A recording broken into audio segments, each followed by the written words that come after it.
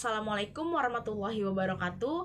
Perkenalkan, nama saya Anjani Chandra Arifah dengan akhiran NIM 063, mahasiswa UIN Jakarta, Prodi Ilmu Hukum, konsentrasi praktisi hukum semester 6 pada mata kuliah Hukum Perlindungan Anak dan Perempuan dengan dosen pengampu Prof. Wardah. Jadi pada kesempatan kali ini tuh saya akan membahas perempuan korban kekerasan dalam relasi pacaran antara ketidakadilan sosial dan kekosongan hukum. Jadi kan relasi pacaran itu sering banget dianggap sebagai urusan pribadi yang tidak memerlukan campur tangan hukum. Namun bagaimana jika dalam relasi tersebut terjadi kekerasan baik secara fisik, psikis, maupun seksual? Sayangnya hingga saat ini hukum positif di Indonesia itu belum secara eksplisit mengatur tentang kekerasan dalam pacaran. Akibatnya tuh banyak banget korban-korban, khususnya tuh perempuan, yang tidak mendapatkan perlindungan hukum yang layak.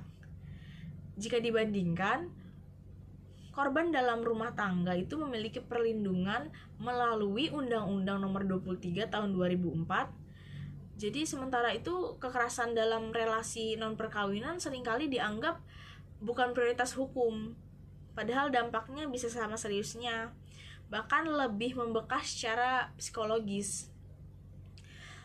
Korban kekerasan dalam pacaran seringkali mengalami hambatan untuk melapor.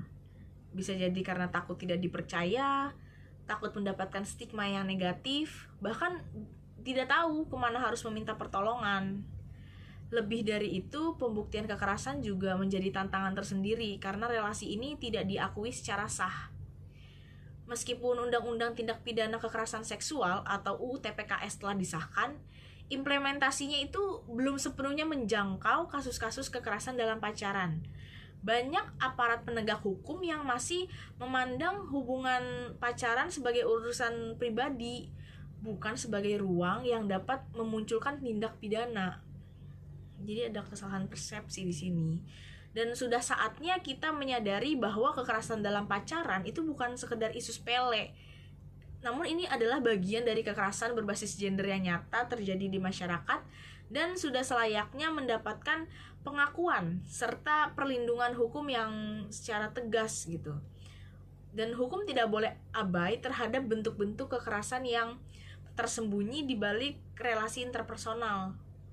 Dan perempuan itu berhak mendapatkan rasa aman bahkan dalam relasi yang belum diakui oleh institusi hukum sekalipun. Saat norma membungkam, hukum itu seharusnya hadir sebagai pelindung, dan perempuan yang notabene korban kekerasan dalam pacaran bukan sekedar cerita pribadi saja. Ini adalah isu hukum dan kita tidak boleh diam. Sekian pemaparan dari saya. Kurang lebihnya mohon maaf. Wabillahi taufiq wal hidayah. Wassalamualaikum warahmatullahi wabarakatuh. Jangan lupa di share, like, dan komen. Jangan lupa subscribe.